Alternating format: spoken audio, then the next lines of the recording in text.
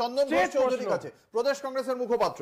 আজকে তৃণমূল কংগ্রেস যে 5টি প্রশ্ন তুলেছে তার মধ্যে অন্যতম প্রশ্ন হচ্ছে গিয়ে যে এখানে ভারতীয় জনতা পার্টি পুরোপুরিভাবে নিয়ন্ত্রণ করছে নির্বাচন কমিশনকে। বিজেপি কোনো একটা বক্তব্য রাখলে সেটা এই বাংলা সহায়ক কেন্দ্রের ডেটা এন্ট্রি অপারেটর সংক্রান্ত হোক বা বিএলএ কে নিজের ওয়ার্ডের বাইরে গিয়ে কাজ করার বিষয় হোক, প্রত্যেকটা ক্ষেত্রেই টপ প্রায়োরিটি দিয়ে সেই সমস্ত ইস্যুগুলোকে অ্যাড্রেস করে নির্বাচন কমিশন। কিন্তু তৃণমূল কংগ্রেস যখন বলে তখন সে আপনাদেরও কি একই অভিজ্ঞতা?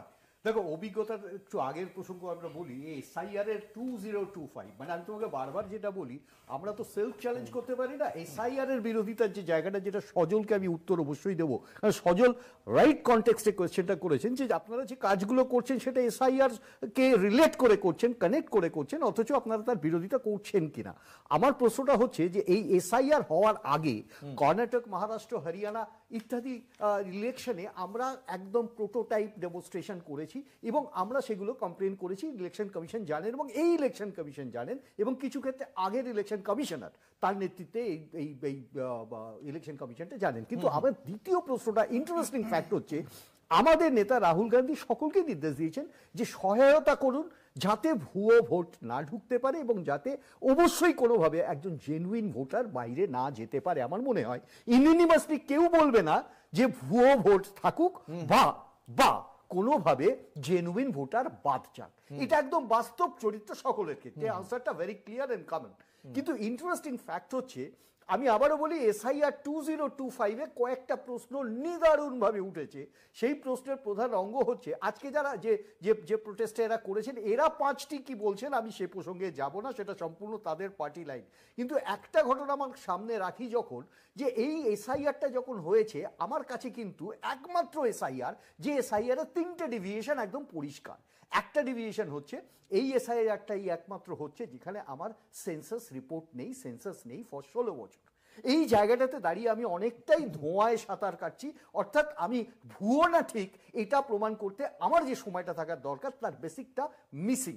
দ্বিতীয় প্রশ্নটা হচ্ছে যে আজকে যে ভুয়ো ভোটারের প্রসঙ্গ আসছে, আমি ডেফিনেটলি বলি অনুপ্রবেশকারী আছে। অনুপ্রবেশকারীর বিরুদ্ধে আমরা বহুবার কথা বলেছি। স্বাভাবিক, আমাদের রাজ্যে এসে বা আমাদের দেশে ঢুকে অনুপ্রবেশকারী আমাকে অকুপাই করবে, আমার এমপ্লয়মেন্টকে বা খাদ্যকে অকুপাই করবে, এটা আমরাও চাই না। কিন্তু তার প্রসেসটা নিদারুণভাবে সত্য হতে হবে। ওই সোনালী বিবির মতো হঠাৎ পুশ ব্যাক করে দিলাম আর তারপরে আমি নিতে পারছি না, ডিলে করছি, সেটা হতে পারে না। তৃতীয়, যেটা ভেরি ইম্পর্টেন্ট, পরিষ্কার কথা বলি, এখানে জানি কোথাও আবার তু মায়ের খেলাটা চলছে। আচ্ছা, বিরোধী দলনেতা, আমি সজলকে যথেষ্ট এস্টিম করি, ব্যক্তিগতভাবে স্নেহ করি, কিন্তু দলের লাইনে আমি একটা জিনিস বারবার বলবো, এসআইআর শুরু হওয়ার আগে থেকে বলে আসছেন 1 কোটি 10 লক্ষ, এই সংখ্যাটা যখন দেন তখন ভাবমূর্তিতে এই কালিমা পড়ে না যে এটা একটা নেক্সাস চলছে ইলেকশন কমিশনের কাছে।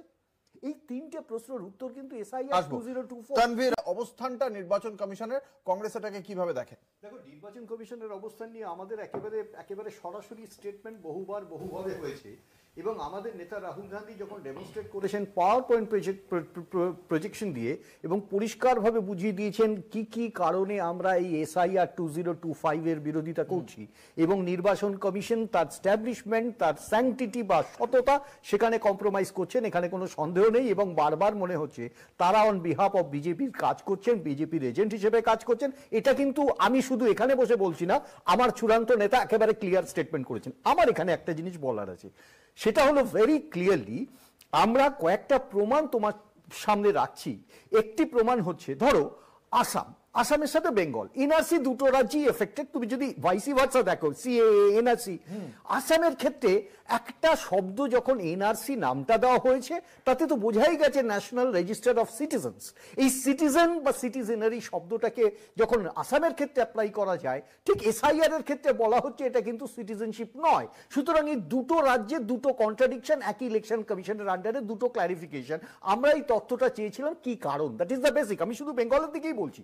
দ্বিতীয় প্রশ্নটা আমরা করেছিলাম যে বেঙ্গলের ক্ষেত্রে আমরা বহু ক্ষেত্রে দেখেছি, দেখো এখানে কোনো সন্দেহ নেই, তৃণমূল ছাড়া আর 3টে যে রাজনৈতিক দল, প্রধান রাজনৈতিক দল, তারা কিন্তু 100% বিএলএ দিতে পারেনি। তোমাকে বুঝতে হবে বিএলএ 2ও না, ইনক্লুডিং বিজেপি, ওদের ৭৭টা এমএলএ থাকা সত্ত্বেও সো কল্ড, আমি এখন জানি না কতজন আছে, কিন্তু এবার প্রশ্নটা হচ্ছে যে আমরা তাহলে কিসের ওপর, যেখানে আমি এন্টায়ার বিএলএ প্রোগ্রামটা আমি কভার আপ করতে পারি না, তাহলে কিসের উপর ভিত্তি করে আমি বলছি 1 কোটি থেকে 1,20,00,000 নাম বাদ যাবে? মানে এটাকে করে ইম্প্রোভাইজ করা বা একটা ইনফ্লুয়েন্স করা, আবারও বলি এই ফিয়ার সাইকোসিস, ভয়ার্থতা তৈরি করা, এটা হচ্ছে একটা কারণ।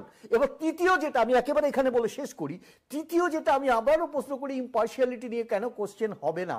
কারণ বারবার যে টার্গেটটা করা হচ্ছে, ইনক্লুডিং আমাদের স্বরাষ্ট্রমন্ত্রক, যে দায়বদ্ধতা স্বরাষ্ট্রমন্ত্রকের থাকার কথা, একবারে অমিত শাহজির নেতৃত্বে এক জায়গায় অ্যাডমিশন করা হয়েছে যে এত ঘুষপেটিয়া যদি থেকেই থাকে, অনুপ্রবেশকারী যদি থেকেই থাকে, তাহলে তার দায়বদ্ধতার অন্তত 10% স্বরাষ্ট্রমন্ত্রকেরও আছে। প্রশ্ন করেছেন কখনো? 10% দায়িত্ব, আমি বেশি বলছি না, অ্যাডমিশন করতে আমি হবে। দর্শকদের জানিয়ে রাখি যে কোথায়? প্রশ্নটা লাস্টে বললেন চন্দন ঘোষ চৌধুরী, যে এত অনুপ্রবেশকারী প্রবেশ করেছে 2023-এর ডিসেম্বর মাসে সুপ্রিম কোর্টে হলফনামা দিয়ে কেন্দ্রীয় স্বরাষ্ট্রমন্ত্রক জানিয়েছে ভারতে কত অনুপ্রবেশকারী রয়েছে সেই বিষয়ে কোনো তথ্য কেন্দ্রীয় সরকারের কাছে নেই। আসবো তৃণমূল কংগ্রেসের মুখপাত্র